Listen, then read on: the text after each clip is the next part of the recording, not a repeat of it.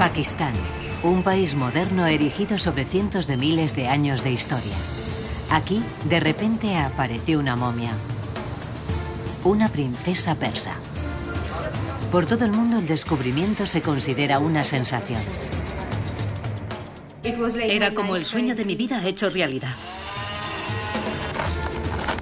Pero el espectacular hallazgo resultó ser una descarada falsificación. ¿Quién es la mujer muerta?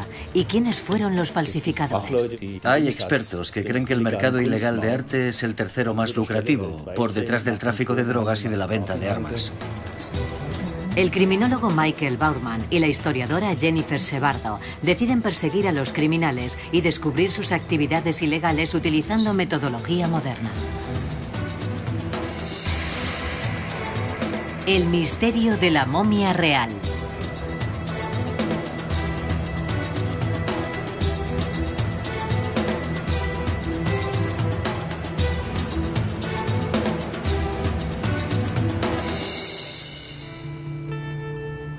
En el año 2000, en Pakistán, se encontró una de las falsificaciones históricas más famosas del mundo. Sin embargo, hoy en día el caso sigue pendiente de resolución. Michael, ven, quiero enseñarte algo. Mira, este es el vídeo del descubrimiento de la momia. Fue un evento importante en aquella época. Mira cuántos periodistas. La momia fue descubierta en octubre del año 2000 en Quetta, una ciudad del oeste de Pakistán. Un descubrimiento único. El cuerpo era el de una princesa, una hija del rey persa Jerjes, o al menos eso era lo que aparecía inscrito en su pecho. Hasta entonces los arqueólogos creían que solo los antiguos egipcios momificaban a sus gobernantes y que los persas no. El sarcófago fue confiscado cuando unos contrabandistas intentaron sacarlo del país. El superintendente de la policía, Raya Umar Khattab, estaba allí aquel día. Un confidente nos avisó de que iban a sacar a una momia a través de la frontera. Entonces la confiscamos. Sin embargo, los científicos descubrieron que el supuestamente valioso tesoro era una falsificación. La momia y el sarcófago eran falsos. Unos investigadores de la Universidad de Erlangen lo descubrieron. Dataron algunas muestras enviadas desde Pakistán con carbono 14 y descubrieron la edad de la momia. Los resultados fueron sorprendentes. La momia no tenía 3000 años de edad, como mucho tenía 3.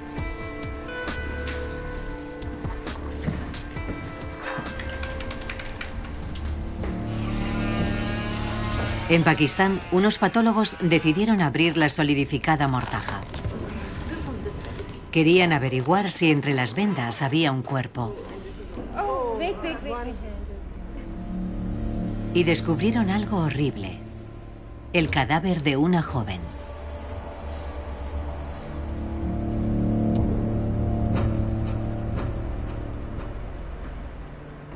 ¿De dónde procedía? ¿Quién era? Descubrir la identidad del cadáver es una cosa, pero lo que yo creo que hay que averiguar es quién está detrás de todo, por qué lo hicieron, cuánto les costó hacerlo y hasta dónde estaban dispuestos a llegar.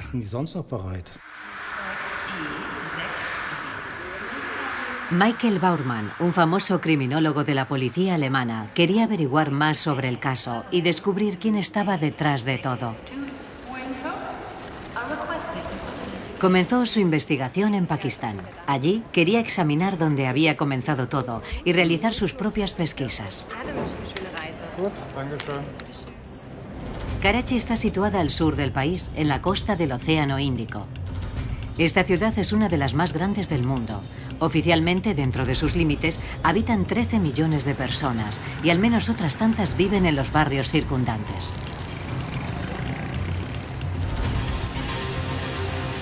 La cifra exacta es desconocida. Pakistán no tiene establecido un censo obligatorio de población. Aquí en Karachi, Michael Baumann comienza su búsqueda de pistas. Esta ciudad fue la última parada de la supuesta princesa persa. Aquí se descubrió la falsificación.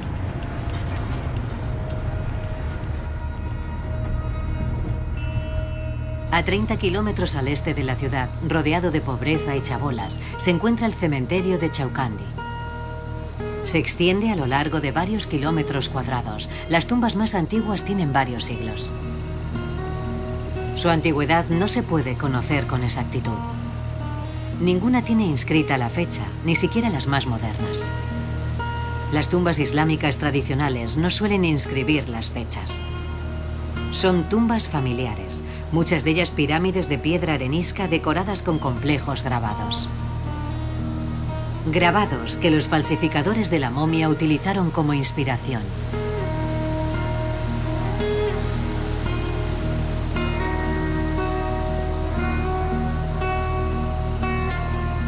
Una localización impresionante plagada de historia. Pakistán ha solicitado a la UNESCO que Chaucandi sea considerado Patrimonio de la Humanidad.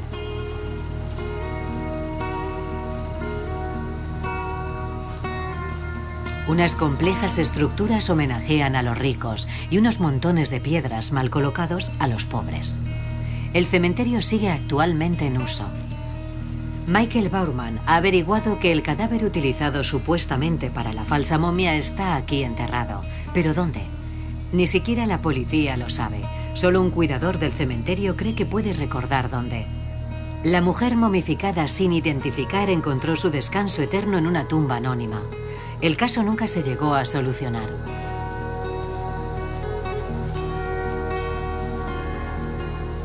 En aquella época la policía lo consideró un homicidio, porque había quedado demostrado que la mujer había muerto poco antes de su momificación. Pero no lograron dar con nadie, ni realizaron ninguna detención, aparte de los contrabandistas. Y no encontraron ni una sola pista de los auténticos responsables, los falsificadores.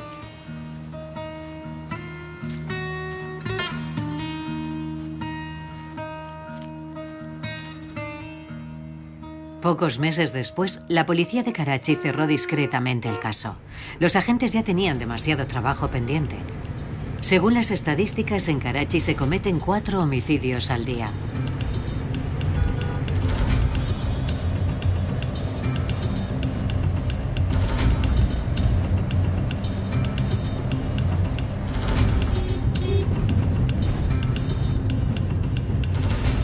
El siguiente destino de Michael Bauerman es el Museo Nacional de Pakistán, en el centro de Karachi.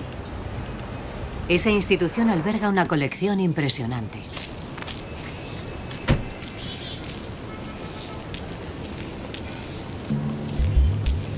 Aquí se analiza cada hallazgo arqueológico al que se considera de interés nacional. Cuando la policía confisca objetos de contrabando y artefactos excavados ilegalmente, es aquí donde los traen.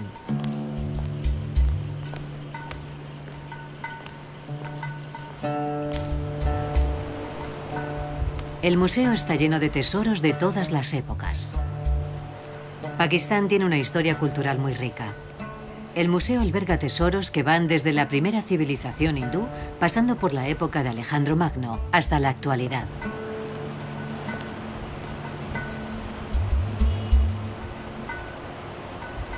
Bauerman tiene una cita. Ha quedado con el director del museo, Mohammed Sabukari.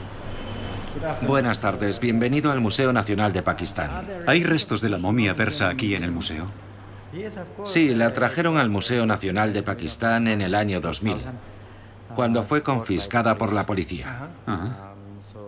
¿Y la tienen aquí? Sí, la tenemos aquí. ¿Puede enseñárnosla? Por supuesto, ¿por qué no? Se la enseñaré. Claro, acompáñeme.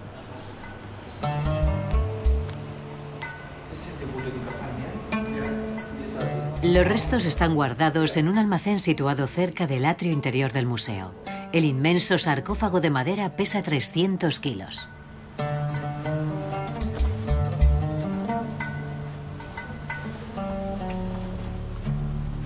Su superficie está cubierta de inscripciones cuneiformes y símbolos persas.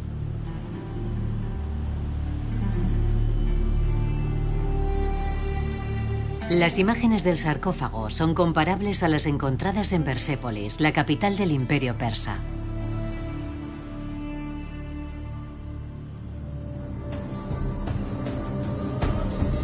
Darío, el padre de Jerjes, fundó la antigua metrópolis, pero fue su hijo el que la hizo grande. Unos inmensos edificios se extendían a lo largo de una explanada de 300 por 500 metros, y dentro de sus muros, Jerjes crió a sus hijos. La momia del sarcófago era supuestamente una de ellos, una hija del poderoso gobernador persa.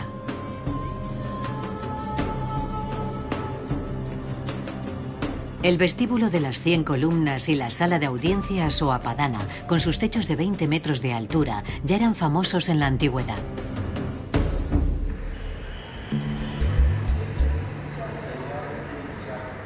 Una colega del director, Bukhari, también nos proporciona algunos detalles sobre la falsa princesa. Asma Ibrahim examinó a la momia cuando la trajeron. Abrimos el sarcófago y vi la momia. Fue una sorpresa para mí. A primera vista, nadie podía distinguir si era una falsificación.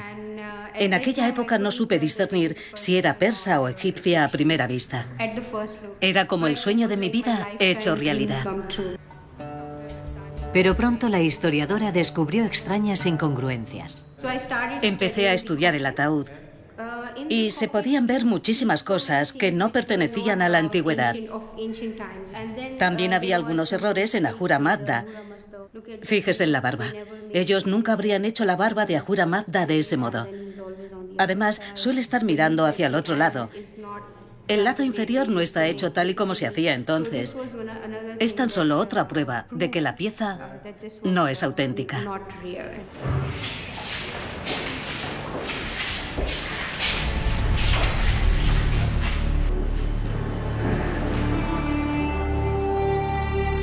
El inmenso sarcófago de madera contenía uno más pequeño, de piedra, como en el antiguo Egipto.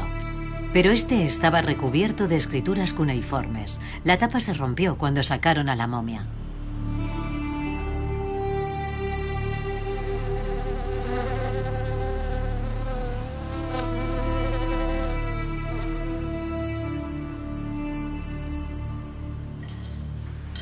El cadáver de la joven ha sido enterrado, pero el museo aún conserva las vendas que lo envolvían.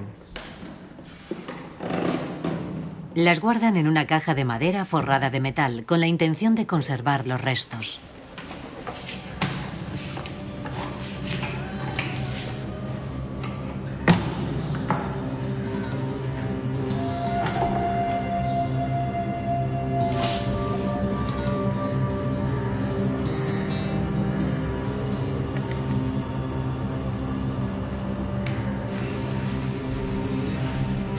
Para estudiar las vendas de una momia se precisan ciertas medidas de seguridad, porque pueden contener bacterias u hongos peligrosos. La mujer envuelta con estas vendas había muerto poco antes del hallazgo.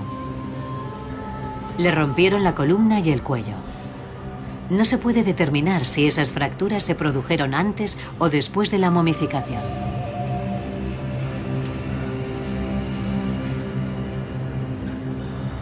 Bowerman quiere averiguar más cosas, especialmente sobre los falsificadores. Quiere descubrir si estos fueron muy minuciosos y qué habilidades eran necesarias para poder crear la momia.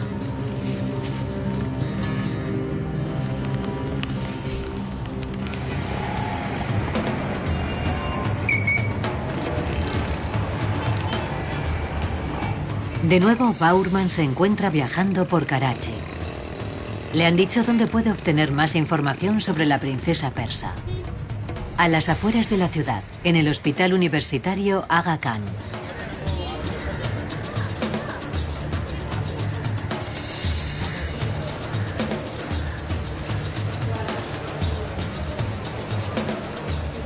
La momia llegó aquí en noviembre del año 2000 para una evaluación minuciosa.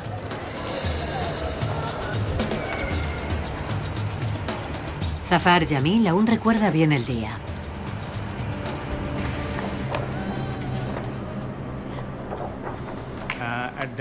Aquel día, mi radiólogo, el doctor Jeffries, me llamó. Habían traído una momia del Museo Nacional.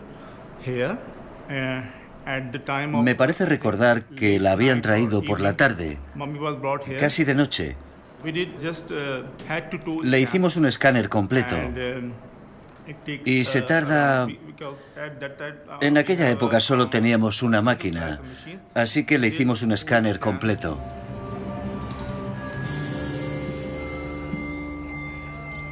Las imágenes de tomografía computerizada de alta resolución deberían revelar lo hábiles que habían sido los falsificadores. Los resultados fueron enviados por correo electrónico a la historiadora Jennifer Sebardo en Zúrich. Allí, en el Centro Universitario de Medicina Evolutiva, Jennifer quiere comparar la técnica utilizada en este caso con la utilizada por los antiguos egipcios. La momia más antigua jamás encontrada tenía 5.500 años. Los antiguos egipcios querían conservar los cuerpos durante toda la eternidad. Creían que a través de la momificación, el faraón fallecido adquiría por fin estatus de dios. Los cadáveres de la gente normal también eran embalsamados. Los sacerdotes estaban a cargo de los rituales funerarios. El profesor Frank Rulli de la Universidad de Zúrich es un reconocido especialista en técnicas de momificación. Utiliza auténticas extremidades para sus experimentos. Rulli sabe cómo trabajaban los egipcios y cómo reconocer una falsificación.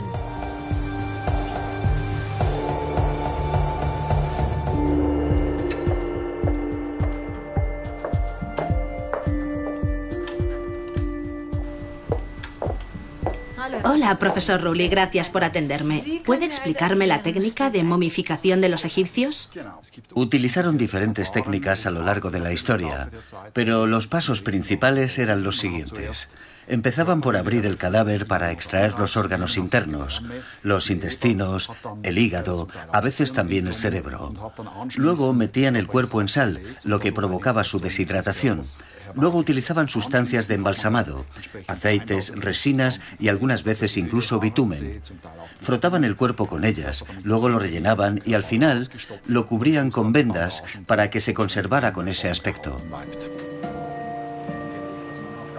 En otras palabras, primero lo evisceraban y lo secaban, y luego lo rellenaban, embalsamaban y envolvían. También utilizaban fragancias para conservar la piel del cadáver. ¿Puedo echar un vistazo?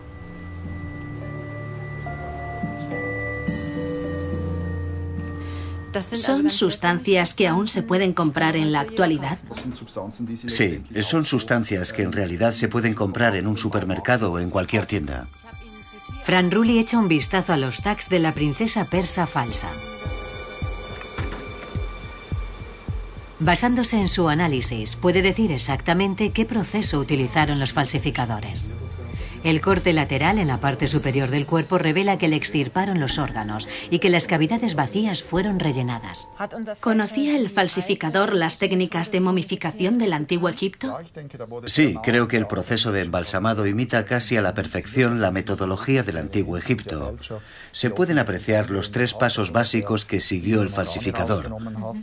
Extrajo los órganos internos, luego rellenó las cavidades con algún tipo de fluido u otra sustancia y luego vendó el cadáver. Si alguien quiere falsificar una momia, ¿no tendría que haber un experto presente? Sí, eso creo. Debes poseer ciertos conocimientos de anatomía y conocimientos históricos de la metodología. Sería poco realista pensar que un lego en la materia pudiera realizar todo el proceso.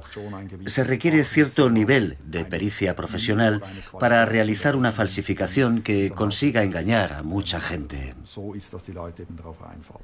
Quiero enseñarle una cosa más. Este es un vídeo que circula por internet. Es supuestamente la momia de un rey persa de 3000 años, pero tiene un aspecto extraño. Fíjese, ¿es una momia? Sí, parece un poco rara. Esos ojos y ese amuleto también es un poco extraño. También resulta sospechoso que se conserve también el tejido blando. Parece un cadáver reciente. ¿Le han ofrecido alguna vez alguna falsificación como esta? Sí, también me han ofrecido momias cuyo origen no era muy claro. Yo sospechaba que eran falsificaciones. ¿Quién se la ofreció? Provenía de una zona similar a esta. Me llamó alguien desde Oriente Medio preguntándome si estaba interesado en adquirir una momia. Obviamente, rechacé la oferta porque las circunstancias me parecieron sospechosas. ¿De dónde cree que sacan los cadáveres? No sabría decirle. Es posible que en alguna región concreta, cuando fallece alguien sin parientes, esta gente se aproveche de ello. Aquí, por supuesto, esas cosas no pasan. Pero es algo que podría suceder en algunas partes del mundo.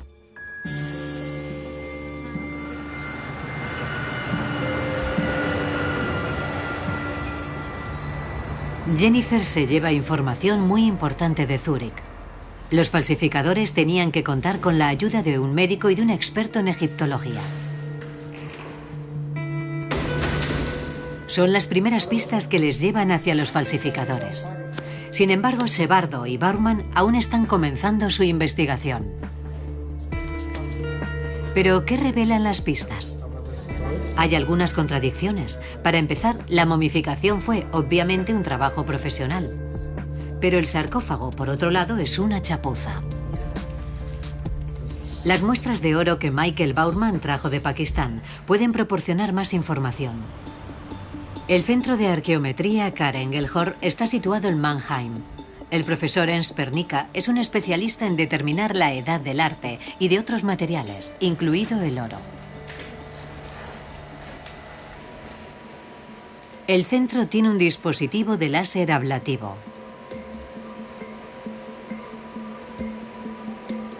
Lo único que se necesita es un pequeño fragmento de un material para poder determinar su composición exacta y con eso averiguar su edad. Porque la composición de la aleación de oro varía dependiendo de cuándo fue creado.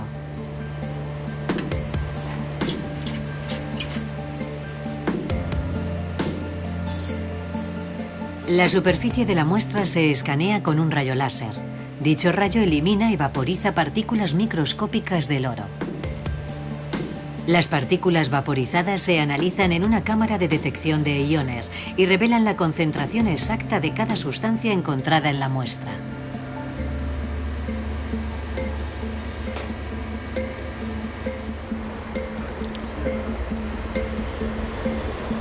Michael Baumann va a conocer los resultados. Quiere saber si los falsificadores intentaron hacer que la princesa falsa fuera más convincente, utilizando oro antiguo. Así sabrá si se trata de auténticos profesionales. Aquí está el análisis del gráfico. Los elementos encontrados están debajo. Como podrá ver, el espectro de sustancias... ¿Está a la derecha? Sí, está a la derecha. El resultado es muy típico del oro puro actual. Hay altas cantidades de cobre y plata, pero eso puede deberse al origen del oro. No podemos demostrarlo, pero yo diría casi con total seguridad que es oro moderno. ¿Y de dónde puede proceder? El oro moderno puede comprarse en forma de lingote, pero también se puede comprar de suministradores químicos en forma de cable o de gránulos. En mi opinión, para hacer una falsificación sería mejor utilizar una moneda romana, por ejemplo. Pero el análisis de la muestra indica claramente que es oro moderno. En lo que respecta al oro, los falsificadores obviamente no se esforzaron demasiado. ¿Es posible que confiaran en sus suministradores? Baumann llama a Oscar Muscarella, que en aquella época estaba trabajando en el Museo Metropolitan de Nueva York. ¿Hola? Señor Muscarella, hace más de 10 años alguien le presentó una oferta por una princesa persa. Una momia. El vendedor pedía $11 millones. ¿11 millones? ¿En serio? Me envió unas fotografías que yo examiné y fotocopié. Aunque fui un estúpido y las devolví. Pero supe inmediatamente que se trataba de una falsificación, que no era auténtica. Tengo en mi despacho una copia de un billete de $3. Eso no existe. Hay billetes de $1, de 2, de 5. Sí, lo sé. Pero hay falsificaciones tan malas. Sí. Que las llamo billetes de $3. Son malísimas. ¿Diría usted que los falsificadores, los tratantes de antigüedades y los directores de museos trabajan juntos como en una red? Se lo explicaré de este modo. Yo diría que sí, porque todos colaboran. Pero siendo justos, en la mayoría de los casos, aunque no en todos, el conservador del museo y el director del museo no saben que se trata de una falsificación. Todo museo, y quiero que esto quede bien claro, todo museo acepta como donativos falsificaciones de donantes ricos. Oh, sí. No quieren ofenderlos. Sí.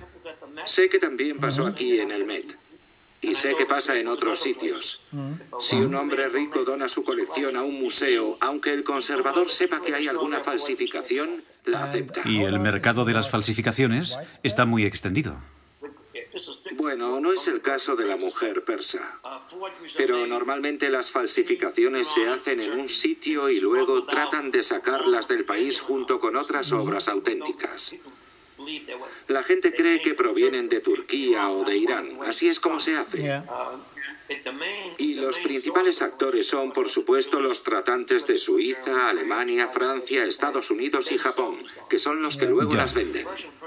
La princesa persa no pasó por esa ruta porque fue descubierta accidentalmente por la policía pakistaní.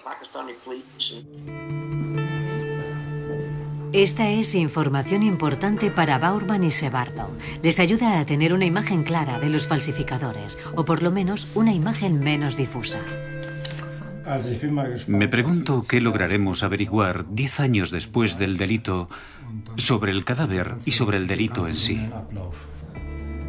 Un problema. El estado de los archivos es horrible y la policía pakistaní no quiere darles las pocas carpetas que tienen. El caso les dio muchos problemas y el oficial al mando no obtuvo ningún resultado. El destino de la joven era sencillamente un caso más para él, uno de muchos. Sin embargo, Jennifer no puede olvidarlo. Una mujer del presente momificada como hace miles de años. Según la concepción del mundo de los antiguos egipcios, el Nilo separaba el mundo de los vivos del reino de los muertos. Para asegurar el mejor paso posible de los fallecidos hacia el más allá, los egipcios, literalmente, movieron montañas. Las pirámides del antiguo reino y las tumbas laberínticas del Valle de los Reyes tenían un solo propósito: proteger lo mejor posible a los fallecidos y a los regalos que habían recibido para su viaje al más allá.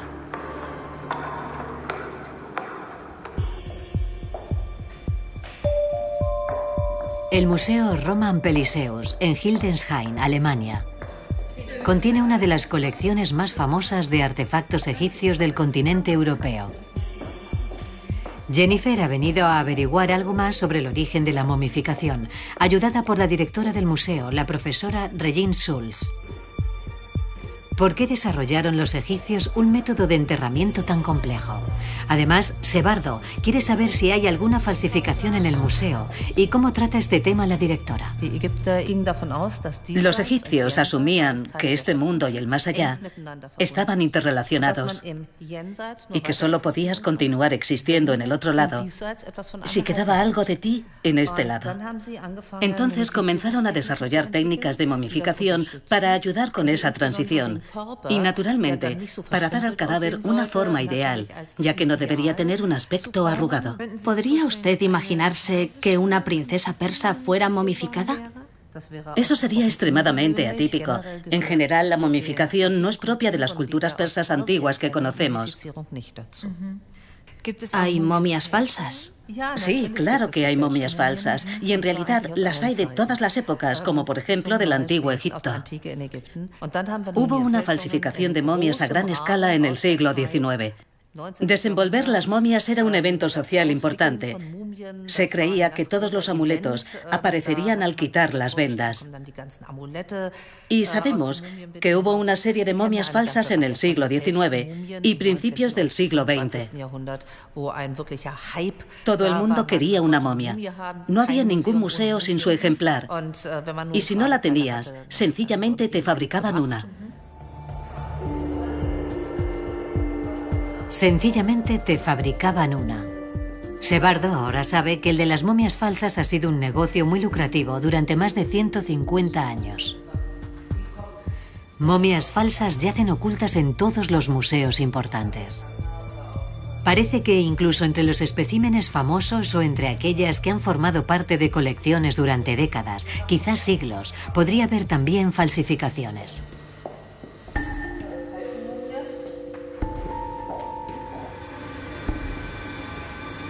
Regine Schulz lleva a Shebardo al depósito, a la cámara acorazada del museo. Usted me ha preguntado por falsificaciones y tenemos un par de buenos ejemplos aquí en el museo. Empecemos por este escarabajo, que tiene una apariencia ligeramente verde. Durante el siglo XIX, los artefactos egipcios antiguos estaban de moda y, por supuesto, había personas que hacían imitaciones o falsificaciones. Esta no es una imitación, es una falsificación. ¿Cómo se reconoce una falsificación? Para empezar, se puede reconocer por el estilo de los símbolos. También se puede ver, desde un punto de vista histórico, en las proporciones estructurales del escarabajo. Este escarabajo se parece mucho a este otro, aunque es un poco más pequeño. Y si lo coges con cuidado en tu mano, verás una inscripción. Este es un original, y muy bueno. ¿No es falso? No es falso.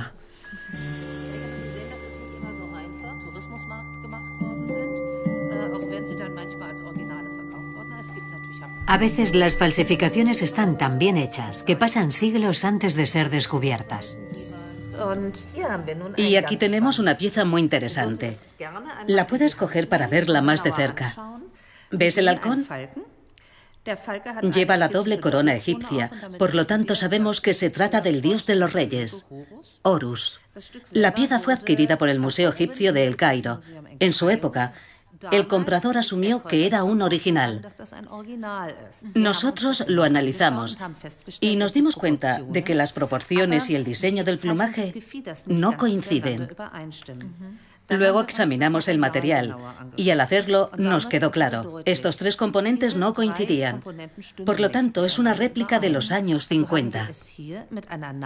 A pesar de eso, se trata de una pequeña obra maestra, una pieza preciosa, solo que, por desgracia, no es del antiguo Egipto. ¿Hoy en día aparece arte egipcio falso en el mercado? Sí. No hay museo que no tenga una falsificación. Aún existe un comercio muy activo de falsificaciones.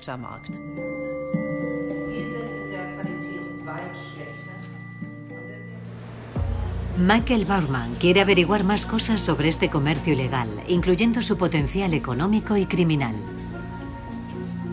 Como antiguo agente de policía federal, sabe que hay unidades en Alemania que están especializadas en este campo, incluyendo el Departamento de Delitos Económicos de la Oficina Estatal de Investigaciones Criminales de Baden-Württemberg.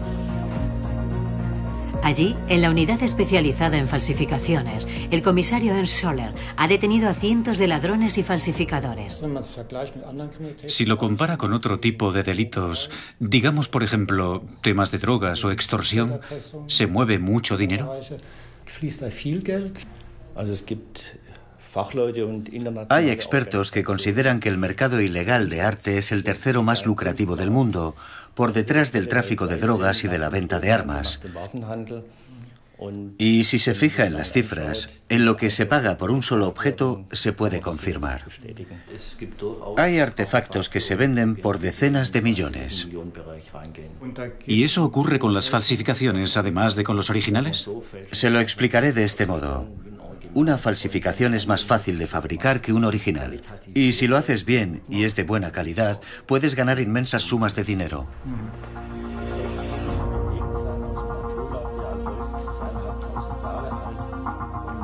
En un mercado donde cambia de manos tal cantidad de dinero, todo debe ser perfecto. Pero Scholler se da cuenta de que parte del trabajo de la momia es bastante chapucero. Fíjese en los bordes de la escritura cuneiforme. Eso parece grabado recientemente.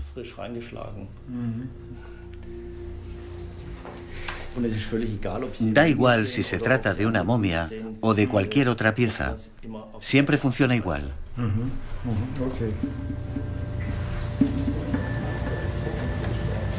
Durante el transcurso de sus investigaciones, Soler ha descubierto miles de obras falsas. Algunas están guardadas en el depósito de pruebas de la Oficina Estatal de Investigaciones Criminales. Analizando estas obras falsas, los investigadores pueden deducir los métodos y procedimientos de los falsificadores. Una de sus investigaciones llevó a la detención y condena de una banda de falsificadores de Giacometti. Esta cabeza está entre los 120 y 130.000 euros, con un total de 1.000 esculturas, incluyendo algunas de hasta 3 metros de altura. Estamos hablando de muchísimo dinero. Hablamos de cientos de millones de euros. Y es evidente que ha intervenido un taller de fundición. En este caso participó un artista que hizo el prototipo en escayola y un taller de fundición que fabricó la estatua y le puso el sello y la firma. Luego la estatua se tuvo que transportar a través de la frontera. Eso significa que para una falsificación necesitas una organización bastante grande. Hay una división de tareas. Exacto. Necesitas a varios profesionales y al final también necesitas a alguien que la venda. Esta cabeza es relativamente fácil de vender. Cuando la figura mide 2 metros y cuesta 20, 30 o 40 millones, la venta es mucho más difícil. En el caso de una momia necesitas contar con unos profesionales muy concretos y con contactos internacionales para llevar a cabo la venta.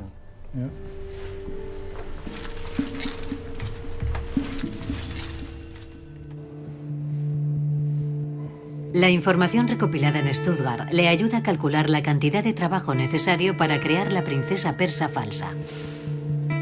Necesitaron un carpintero para hacer el sarcófago, alguien que tallase la piedra del ataúd interior, y luego la gente que creó la momia, más el transportista y el vendedor. Sebardo y Baumann calcularon el tiempo y costes utilizando los precios habituales de Pakistán. De momento sabemos bastantes cosas sobre la planificación realizada por los falsificadores. Si repasamos el proceso completo, cada paso de la producción, vemos que tuvo que haber entre 15 y 20 cómplices. Es mucha gente. Sí. Sin embargo, los responsables, los que conocían la operación, serían unos 5 o 7, un grupo pequeño. Así que solo unos pocos conocían el timo. Sí, los demás se encargaban de los preparativos y tal vez ni sabían en qué estaban metidos. Sí. También resulta interesante calcular el tiempo que necesitaron. Entre 9 meses y 1 año y medio. Es bastante tiempo, ¿no? Mucho tiempo. Y si te fijas en el trabajo y el dinero que invirtieron, entre 2.500 y 7.000 euros, si luego la vendieron por una cantidad de entre 5 y 11 millones... Habrían sacado un buen beneficio. Muy bueno. Pero no llegaron tan lejos. La policía pakistaní se lo impidió. Ya sabemos bastante de los falsificadores, pero ¿qué sabemos del cadáver? ¿Ya han terminado la reconstrucción facial? Sí, tal vez ya esté lista. Echemos un vistazo.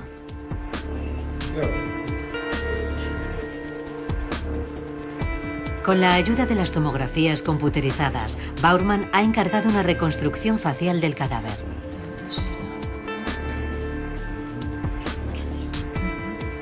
Primero estudian el cráneo. Luego el ordenador sitúa los músculos faciales, seguidos de la piel y el pelo. Deciden preguntar al experto en momificación, Frank Rulli, de dónde puede provenir la mujer desconocida. Lo sorprendente es que tiene un puente nasal relativamente ancho y un rostro fino. En principio, podría provenir de esa región. Pero bueno, hemos de ser cautos con esas afirmaciones. Una mujer, probablemente de Pakistán. Su pelo oscuro fue teñido de rubio, lo que sugiere que era más bien de una zona urbana que de una rural. Así que este es su aspecto. Así es. Y si queremos saber qué le pasó al cuerpo, tendré que volver a Pakistán.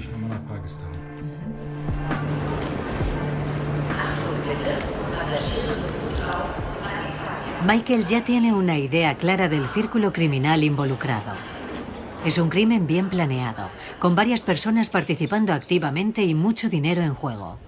Y se trata de profesionales, aunque cometieron alguna chapuza en el proceso. Pero, ¿cómo funciona realmente ese negocio?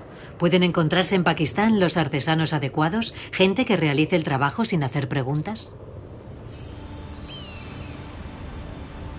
Bowerman comienza su búsqueda en Karachi. Deja el centro de la ciudad y se adentra en el ajetreo de los suburbios.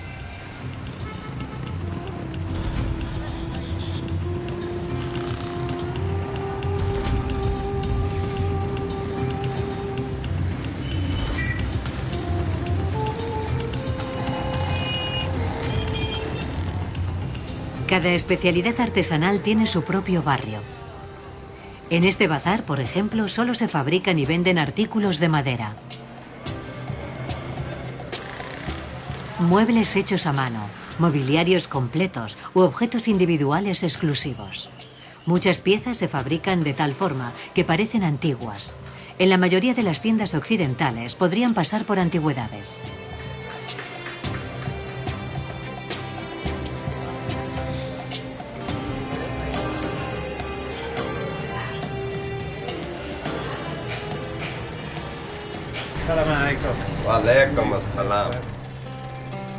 Bowerman busca a alguien dispuesto a reproducir los grabados de Ahura Mazda, tal y como se encontraron en el sarcófago de la momia falsa.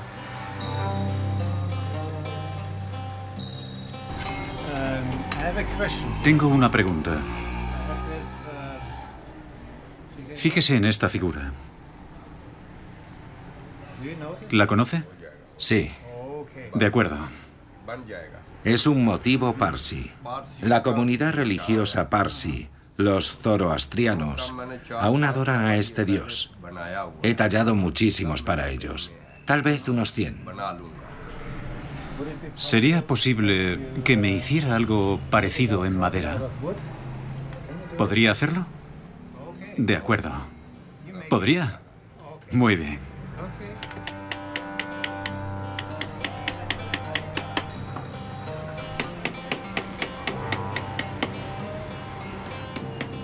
Las herramientas básicas y la metodología de trabajo no han cambiado en miles de años. Al final, por las marcas de las herramientas, no se podría distinguir si es una antigüedad o un objeto moderno. Solo el material revelaría que se talló en el siglo XXI.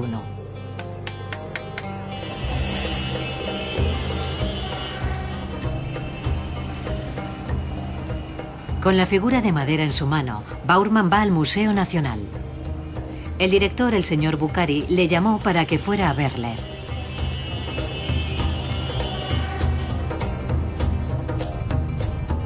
Por teléfono, Bukhari le dijo a Bowerman que tenía algo que enseñarle. La policía acaba de dejar un nuevo lote de artículos falsos, igual que habían hecho con la princesa persa.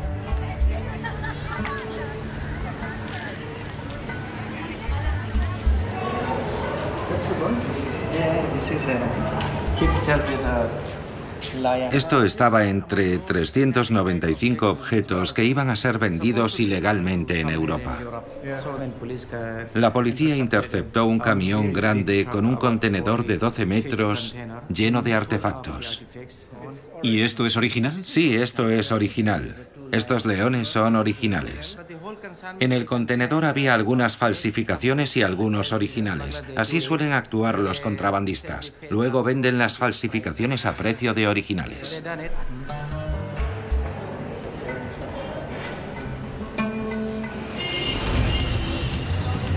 Bowerman quiere hablar con el policía que requisó el cargamento y detuvo a los contrabandistas. Tal vez guardan alguna relación con los falsificadores de la princesa persa o con la red criminal que obviamente existe.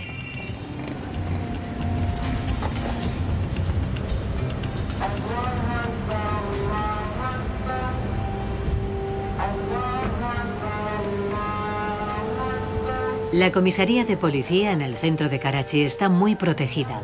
Los francotiradores siempre tienen la puerta de entrada en su punto de mira. Por tanto, para repeler cualquier tentativa de atentado, los agentes trabajan y viven tras estos muros.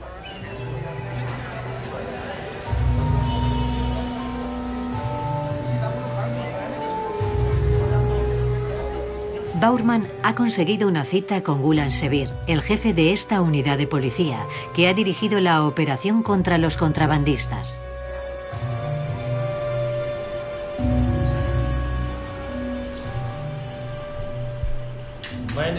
Recibimos un chivatazo acerca de unos objetos que iban a pasar por la frontera. Logramos localizar el camión. Llevaba un inmenso contenedor lleno de antigüedades. Me pusieron al mando de la investigación. Detuvimos al conductor y también al dueño del camión. Ahora están en libertad bajo fianza a la espera de juicio.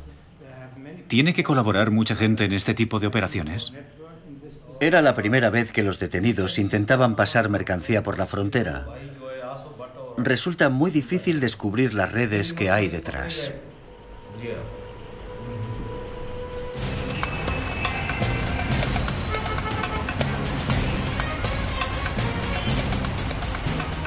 Bowerman no consigue averiguar nada más. El jefe de policía tiene motivos evidentes para no dar más información.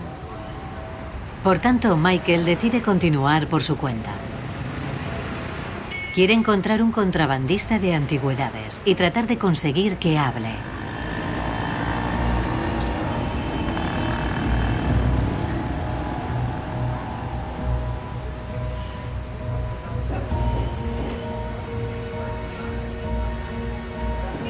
Pero el criminólogo es incapaz de encontrar un barrio donde se vendan antigüedades. En Pakistán no hay mercado doméstico para ellas. Las estanterías están llenas del tipo de baratijas que se encuentran en los rastros. Pero ¿dónde podrá encontrar gente que comercie con objetos caros, ya sean auténticos o falsos? Bowerman pregunta por una persona de contacto. Este vendedor le resulta útil. Conoce a alguien que supuestamente vende auténticas antigüedades. Faisal Pani está orgulloso de su trabajo. Incluso opina que le está haciendo un servicio a su país.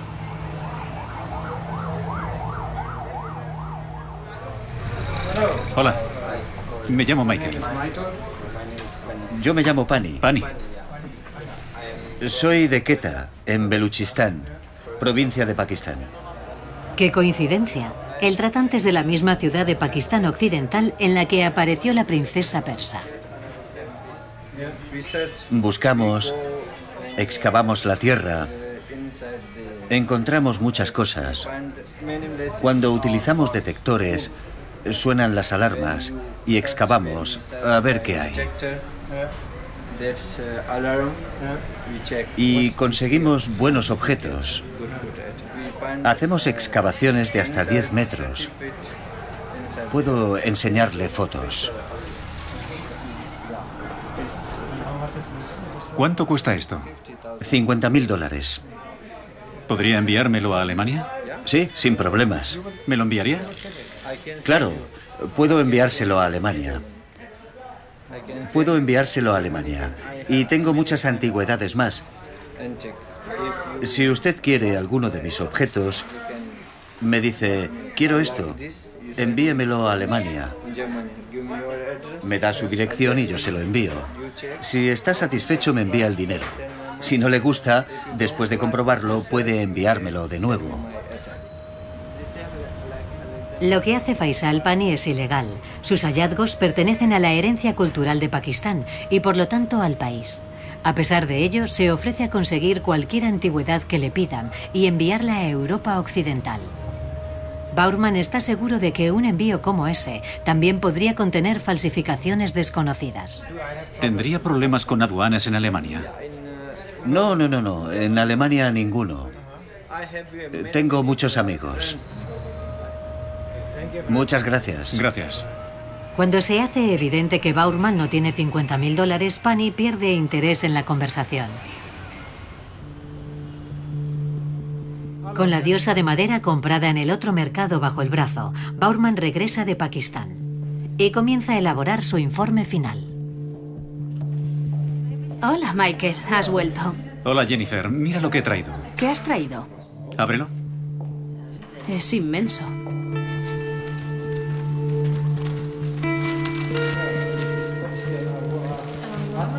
El tallado del símbolo del dios persa Ahura Mazda que Michael encargó es mucho mejor que el del sarcófago. Sin embargo, el dibujo, tal y como se ha tallado, difiere mucho del auténtico.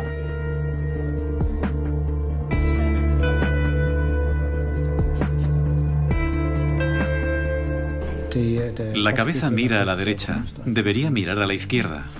El mismo error que en el sarcófago de la momia. Sí, el mismo. También es el error más obvio que cometieron los falsificadores de la momia. En Pakistán encontré a mucha gente dispuesta a hacer este tipo de trabajo. Es relativamente fácil conseguir algo así. Por suerte, no hay un mercado muy activo de momias. Pero el negocio, con todo el dinero que se invierte y la gente que colabora desde los países occidentales, es inmenso. Participan los museos, los tratantes y también los expertos.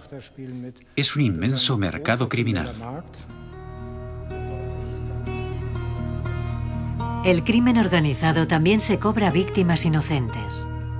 Esta mujer no se presentó voluntaria para ser momificada. Y este es solo uno de los muchos crímenes relacionados con el mercado internacional del arte.